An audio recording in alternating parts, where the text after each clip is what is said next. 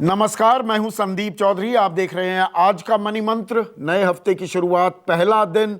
हम ऐसी खबरें लेकर हाजिर हैं, ऐसी खबरें जो हम आपको बताएंगे और समझाएंगे आसान, सीधी सादी, सरल भाषा में, जो सीधे आपसे जुड़ी हैं, जिनका सरोकार आपसे है। News that you can use and news that you should and ought to use, क्योंकि ये आपकी नौकरी, आपकी आमदनी, आपके खर्च, आपकी गृहस्थी, आपके बच्चों और देश की अर्थव्यवस्था से जुड़ी खबरें होती हैं। कोई भारत पाकिस्तान नहीं, कोई हिंदू मुसलमान नहीं।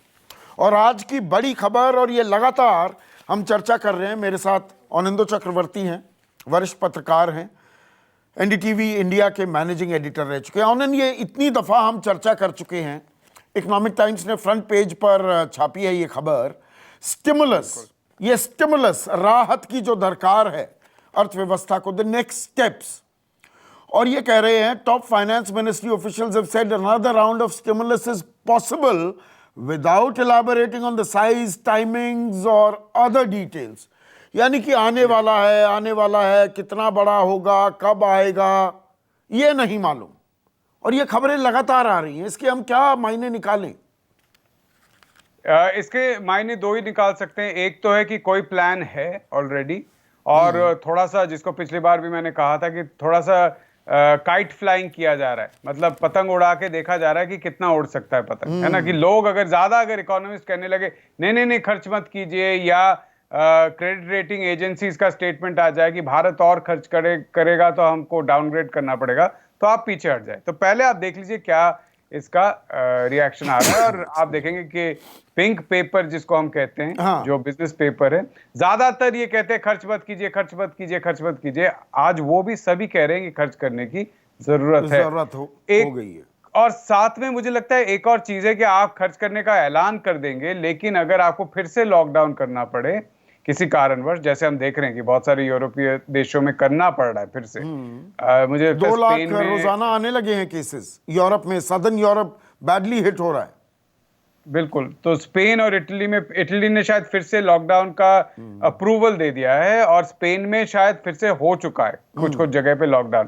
तो आपने अनाउंस कर दिया, प्लान कर दिया, लेकिन फिर से एक लॉकडाउन की स्थिति बन गई, तो उसमें आप खर्च नहीं कर पाएंगे। तो मुझे लगता है कि इसीलिए इंस्टॉलमेंट में अनाउंसमेंट आ रहा है कि इतना अभी करेंगे, अगले बार इतना करेंगे। तो अभी जैसे जो अनाउंसमेंट हुए हैं वो सिर्फ दिवाली दशहरा के लिए है, उसके बाद अगला देखा जाएगा क्या करना है। यहाँ तो पर ये कुछ मुझे लगता है ये आशंका या संभावनाएं जाहिर की गई हैं कि what could be the next stimulus, मतलब व्हाट वुड इट एंटेल, वो क्या हो सकता है। एक तो फ्री राशन स्कीम मार्च तक बढ़ा दो, कुछ जो शहरी गरीब हैं उनके लिए कोई सहायता दो, जीएसटी को कम कर दो मोबाइल फोन, सीमेंट और गाड़ियों पर, इनकम टैक्स कुछ बेनिफिट दे दो। हाँ, ये कुछ मतलब संभावनाएं तलाशने की कोशिश की है अखबार ने। शायद मुझे लगता है कि बात की जा रही है कि एक तो गरीबों को एक आप प्रोसेस दीजिए जिससे उनको सस्ते में खाना मिल सके, ताकि अगर नौकरियां नहीं बढ़ेंगी, क्योंकि इसमें एक तरीके से आप देख रहे हैं कि समझ आ रहा है कि नौकरियां नहीं बढ़ेगी, ये एक मान के चला जा रहा है। तो आप गरीबों का, ये जब इकोनॉमिक टाइम्स को सजेशन देता है, तो आप देखेंगे कि इकोनॉमिक टाइम्स का काम है कॉर्पोरेट के लिए सजेशन देना, है ना। तो एक तरीके से वो कॉर्पोरेट की ही बात कर रहा है। इसमें कोई आप इसको वो नहीं कह सकते, क्योंकि उनका जो रीडर है वो भी वही है जो कॉर्पोरेट सेक्टर में काम करते हैं, या ज्यादा से ज्यादा जो आम आदमी पढ़ता ही नहीं है इकोनॉमिक टाइम्स, पिंक पेपर्स को। आपको, मुझे, हमारी मजबूरी है, हम पत्रकार हैं तो हमें पढ़ना पड़ता है। हाँ, तो इसलिए मैं कहूंगा कि वो कह रहे हैं कि आप गरीबों का व्यवस्था कीजिए और कॉर्पोरेट का बिजनेस चलाने का कुछ हल निकालिए कि किस तरीके से। इसलिए वो कह रहे हैं कि टैक्स कट कर दीजिए, जीएसटी कट कर दीजिए, ताकि हम बेच सके चीजें और जीएसटी ना देना पड़े। तो आप खाने का इंतजाम कर दीजिए, अर्बन जो मतलब शहरों में गरीब हैं उनका कुछ इंतजाम कर दीजिए, ताकि बाकी पैसों से हमारा माल बिक सके। ये एक और अहम बात है, clear stuck payments to government contractors, increase capex. जो सरकारी ठेकेदार हैं, काम सब ठप पड़ा हुआ है, उनको पैसे भी नहीं मिल रहे हैं, उनको भैया पैसे दे दो और कैपिटल एक्सपेंडिचर अपना बढ़ाइए। और इसको थोड़ा समझाइए भी आसान भाषा में, इसके मतलब क्या है। मैं एक स्टॉक मार्केट के बहुत बड़े मतलब वो हैं, एनालिस्ट हैं, इन्वेस्टर हैं, और उनका नाम है रामदेव अग्रवाल। मैं शायद मैं गलत नहीं तो रामदेव अग्रवाल ने ही एक बार एक इंटरव्यू में कहा था कि मोदी सरकार अच्छा काम कर रही है, नए रिफॉर्म ला रही है, स्टॉक मार्केट के लिए काफी अच्छा कर रही है। सिर्फ अगर वो जो प्राइवेट कॉन्ट्रैक्टर्स को सरकार ने काम दिया हुआ है, उन्होंने काम कर लिया है लेकिन पैसा रिलीज नहीं हुआ, वो अगर रिलीज कर दे, उसी से बहुत काम चल जाएगा। अभी भी बहुत सारे कॉन्ट्रैक्टर्स का पैसा रिलीज नहीं हुआ है, और मुझे जहां तक या बहुत लोगों को जीएसटी का रिफंड नहीं मिला है। तो ये पैसा अगर रिफंड हो जाए तो बहुत सारे लोगों के हाथ में पैसा आ जाएगा, है ना। तो यही बात शायद कर रही है ईटीवी कि आप इसको जल्दी से जल्दी आप पैसे रिलीज कर दीजिए, इसको होल्ड मत कीजिए। और कैपिटल एक्सपेंडिचर ये क्या होता है, आम आदमी को समझाइए, और इसको बढ़ाने की क्यों अब सलाह दी जा रही है। कैपिटल एक्सपेंडिचर मतलब होता है जो आम उपभोक्ता के लिए चीजें नहीं है। जैसे कि हम लोग क्या खरीदते हैं, हम खरीदते हैं जिसको हम कंज्यूमर गुड कहते हैं। एक होता है फास्ट मूविंग कंज्यूमर गुड, जैसे हुआ तेल, साबुन, खाने की चीजें, टूथपेस्ट वगैरह, है ना। और दूसरा हुआ कंज्यूमर ड्यूरेबल, जैसे टीवी, फ्रिज, गाड़ी वगैरह जो हम लेते हैं।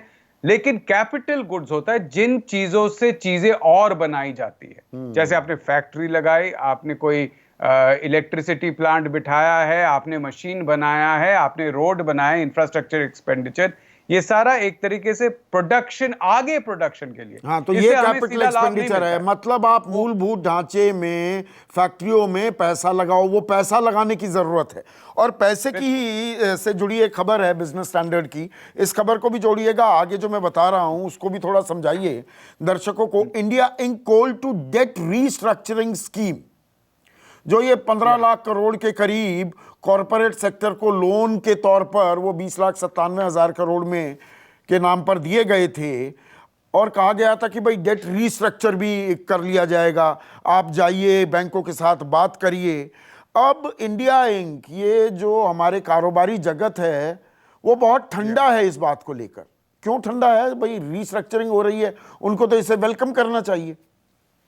आप देखेंगे उसी स्टोरी में शायद है कि लगभग इस वक्त जो कामत जी का रिपोर्ट था, उसमें एग्जैक्ट नंबर आप पढ़ पाएंगे, मेरे पास न्यूज़पेपर नहीं है, लेकिन उसमें कि कई लाख करोड़ का नया स्ट्रेस्ड लोन हुआ है। हाँ, ये 15,52,000 करोड़ अंडर स्ट्रेस है। कॉर्पोरेट डेट अकाउंट्स फॉर 29%, और केयर रेटिंग्स ये कह रही है कि 4 से 5% बैंक डेट जो है वो रीस्ट्रक्चरिंग में जाएगा, और इससे रेटिंग्स पर भी असर पड़ेगा। तो 15 लाख करोड़ का अगर डेट जो स्ट्रेस में आ चुका है, ये कॉर्पोरेट डेट है 15 लाख करोड़, और टोटल स्ट्रेस जो डेट है, स्ट्रेस डेट मतलब है जो लगता है कि ये वापस नहीं दे पा रहे हैं, या मतलब एक स्ट्रेस का मतलब वो शायद वापस ना आ पाए, एनपीए बन जाए। वापस नहीं हो सकता है, आ जाएगा, पूरे तरीके से आप इसको बैड लोन नहीं कह सकते, एनपीए नहीं कह सकते, लेकिन स्ट्रेस दिख रहा है एक तरीके से। मतलब कपड़ा फटा नहीं है, लेकिन आप देख रहे हैं कि उसका फाइबर जो है थोड़ा अलग अलग हो रहा है ना, तो वो है स्ट्रेस्ड लोन। अब आप अगर देखेंगे 15 लाख करोड़ का ये है, तो आपको लगना चाहिए कि सभी कॉर्पोरेट को आना चाहिए रिस्ट्रक्चर करने के लिए, लेकिन उनको डर है कि आप उनका क्रेडिट स्कोर अगर बदलेंगे भी नहीं, फिर भी अगला लोन जब लेने जाएंगे उस वहां पर लिखा होगा कि इनका डेट रिस्ट्रक्चर्ड है। और रिस्ट्रक्चर तो उनकी रेटिंग नीचे गिर गई, तो उनको अगर फर्ज करिए 8% पर ब्याज पर लोन मिलता था, अगली बार बैंक कहेगा नहीं आपकी तो रेटिंग खराब है भैया, हम तो आपसे 10 लेंगे या 11% लेंगे। बिल्कुल, इसी डर से वो नहीं जा रहे हैं, क्योंकि रूल ये है कि आप एक लोन के लिए, एक पार्ट के लिए अगर रिस्ट्रक्चरिंग लेंगे, तो सारा जो आपका आउटस्टैंडिंग लोन है, क्रेडिट है, डेट है, वो सारा रिस्ट्रक्चर्ड के अंदर आ जाएगा। और क्रेडिट रेटिंग आपका जो भी हो, क्रेडिट स्कोर आपका जो भी हो, लेकिन जब बैंक लोन देता है तो सब कुछ देखता है, कितना लोन रिस्ट्रक्चर्ड है, कितना इनका इनकम है। सिर्फ क्रेडिट स्कोर के बेसिस पे बड़े लोन नहीं दिए जाते, तो इसी डर से नहीं हो रहा है। तो ये एक प्रॉब्लम है, क्योंकि जब तक ये लोन रिस्ट्रक्चर्ड नहीं होगा तो आप देखेंगे कि जितने भी कॉर्पोरेट है जिनका लोन स्ट्रेस में है, वो चुपचाप बैठे रहेंगे, कुछ करेंगे नहीं, वो इन्वेस्ट नहीं करेंगे। तो ये सीधी बात है। और इसी में एक और खबर है, अहम खबर है, ये इंडियन एक्सप्रेस ने इकोनॉमी पेज पर छापी है। To maximize liquidity for MSMEs, government में एक्सटेंड क्रेडिट स्कीम डेडलाइन। अब दर्शकों, ये मई के महीने में 3 लाख करोड़ रुपए एमएसएमई, लघु सूक्ष्म जो ये उद्योग हैं, और अब तो 99% हमारे धंधे वो एमएसएमई सेक्टर में ही आते हैं, इनको 3 लाख करोड़ रुपए देने का वादा किया गया था कि 31 अक्टूबर तक, आज से 4 दिन 5 दिन बाद तक आप ये पैसा ले लीजिए।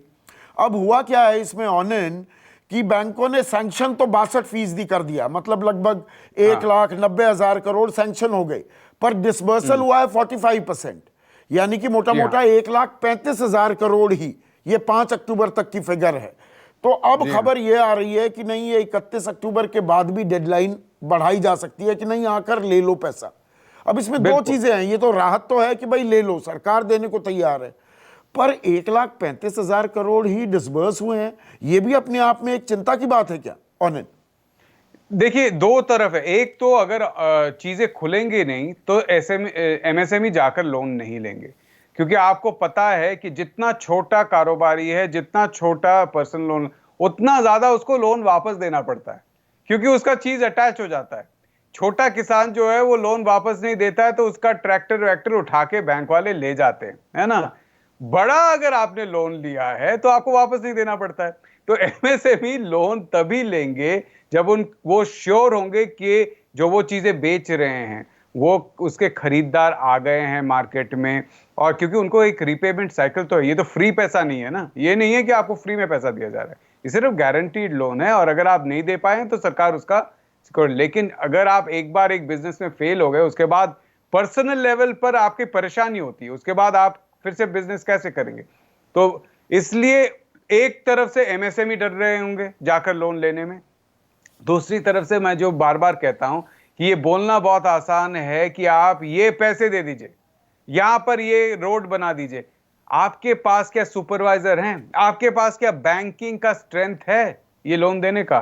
क्योंकि बैंक में भी कुछ आधे लोग तो जो एसेंशियल नहीं है वो वर्क फ्रॉम होम कर रहे थे बहुत दिनों तक, कुछ दिन 1-1.5 महीने पहले तक या 2 महीने पहले तक उनको करना पड़ रहा था। आपको सोशल डिस्टेंसिंग मेंटेन करना पड़ रहा है। बैंक में एक बार अगर कोविड हो गया तो आपको वो ब्रांच बंद करना पड़ेगा कुछ दिनों के लिए। तो ये जो है हाल, आपके पास ग्राउंड लेवल पर क्या उतने लोग हैं जो वो काम करेंगे? कहना आसान है, ऊपर से अनाउंस करना। आपने लगातार लोगों की छटाई की है, इतने सालों से आपने लोगों को भर्ती नहीं की है। तो इसलिए एक तो है रेड टेप से गुजरना, बैंकों को भी अपना पूरा वो लेना पड़ता है कि ठीक है, अगर ये लोन फेल हो गया, वापस नहीं आया, सरकार ने तो कह दिया हम देंगे, लेकिन सरकार देगी कितने सालों तक? कोई गारंटी है कैसे वो देगी? क्या वो बोलेगी सरकारी बॉन्ड हम फ्री में दे रहे हैं? उनको भी पता नहीं है ये सब। तो ये कंफ्यूजन भी है। अब 2 मिनट है हमारे पास ऑनन, और एक बड़ी ही दिलचस्प खबर है ये, और दर्शकों को झटका लग सकता है। ये क्रेडिट स्विस ग्रुप जो है, इनकी 2020 की ग्लोबल वेल्थ रिपोर्ट आई है, और दर्शकों ये रिपोर्ट क्या कह रही है? हम संकट काल, संक्रमण काल, आपदा काल, इस कोरोना काल की बात करते हैं जी। नौकरियां जा रही हैं, छटनी हो रही है, तनख्वाहें कट रही हैं लगातार, पर ये रिपोर्ट क्या कह रही है? India and China reported to have seen gains in household wealth in the first half of the year. यानी कि दरअसल पहले हाफ में, पहले 6 महीने में आपकी मेरी आमदनी और ऑनन आपकी भी वो बढ़ गई है। और ये कारण बता रहे हैं कि देखिए, एक तो स्टॉक्स और बॉन्ड्स लगातार बढ़ रहे हैं, सोने की कीमत भी बढ़ रही है। अमेरिका में तो जो अनएम्प्लॉयमेंट, बेरोजगारी भत्ता आपको मिल रहा है, वो जितना जॉब में पैसे मिलते उससे ज्यादा आपको मिल गए। मतलब थोड़ी सी मेरी समझ में नहीं आ रही। तो इसमें 2 चीजों में फर्क करना पड़ेगा संदीप। एक है आपकी संपत्ति या वेल्थ, और दूसरी आमदनी। कभी कभी होता है कि आपकी आमदनी कम है, जैसे कि बहुत लोग हैं एक अच्छे से घर में बैठे हुए हैं जो उनके दादा ने खरीदा साउथ दिल्ली में, उस घर का दाम है 20 करोड़, लेकिन जब तक वो, और हो सकता है उनके पास नौकरी नहीं हो, लेकिन वो जब तक नहीं बेचेंगे उस 20 करोड़ का कोई मतलब नहीं, है ना। लेकिन उनका वेल्थ कितना है? उनका एसेट 20 करोड़ का है, लेकिन इनकम क्या है? 0 है, क्योंकि नौकरी नहीं है। तो ऐसे, तो जब आप वेल्थ देखते हैं तो आपको, जैसे कि अगर आपने स्टॉक खरीद रखा हो, आपने कोविड पीरियड में कुछ ना किया हो, फिर भी स्टॉक मार्केट ऊपर तेजी से गया है ना। मार्च के उसमें भी ऑनन एक चीज है, अगर आप देखो म्यूचुअल फंड्स आपने ले रखे हैं, वो जो आपका एनएवी है वो कमी हो रहा है, क्योंकि ये स्टॉक मार्केट भी निफ्टी 30 शेयर या बीएससी 50 शेयर, वो 20-30-50 शेयर ही चल रहे हैं, ये नहीं कि पूरा बाजार उठ रहा है। नहीं, Correct me लेकिन if I'm अगर wrong. देखिए इसका कट ऑफ डेट का कैलकुलेशन 31 मार्च से होता है ना, तो 31, या अगर वो क्रेडिट स्विस शायद मिड 2019 या मिड 2020 ऐसा लेती है। तो आप अगर देखें, अगर उन्होंने लॉकडाउन का पीरियड लिया होगा, उन्होंने मार्च से मैक्सिमम जून जुलाई तक देखा होगा, उस पीरियड में रिकवरी हुआ है स्टॉक मार्केट काफी तेज, उसके बहुत तेज हुआ बाद था। स्टैग्नेंट हो गया। तो ये जो 30-32% का गेन हुआ है वो आपके वेल्थ में दिखेगा ज्यादा। दूसरी बात है कि जब अनिश्चितता होती है, क्या होता है, लोग सेविंग करने लगते हैं, सेविंग को वेल्थ में काउंट किया जाता है। आपका इनकम और वेल्थ में यही फर्क है, इसलिए क्रेडिट स्विस का जो रिपोर्ट होता है वो वेल्थ देखता है, इनकम नहीं ये देखता। मुंगेरी लाल के 110 सपने हैं बेसिकली। आप देखते रहे कागज में जी मेरी वक़्त, मेरी जायदाद की कीमत बढ़ गई, पर दरअसल खाने को बांधे पड़े हुए हैं। बिल्कुल बिल्कुल यही बात है। तो ये देखिए, ये खबर समझानी भी जरूरी थी। तो आज की खबरों को आसान, सीधी सादी, सरल भाषा में समझाने के लिए ऑनन आपका बहुत बहुत शुक्रिया। आज का मनी मंत्र में बस इतना ही। नमस्कार। नमस्कार, मैं हूं संदीप चौधरी। अगर आपको ये वीडियो पसंद आया हो तो इसे लाइक और शेयर जरूर करें, और हाँ, हमें सब्सक्राइब और फॉलो करना ना भूलें, ताकि आप देश और दुनिया की कोई खबर मिस ना करें। तो जुड़िए हमारे साथ और देखते रहिए News 24।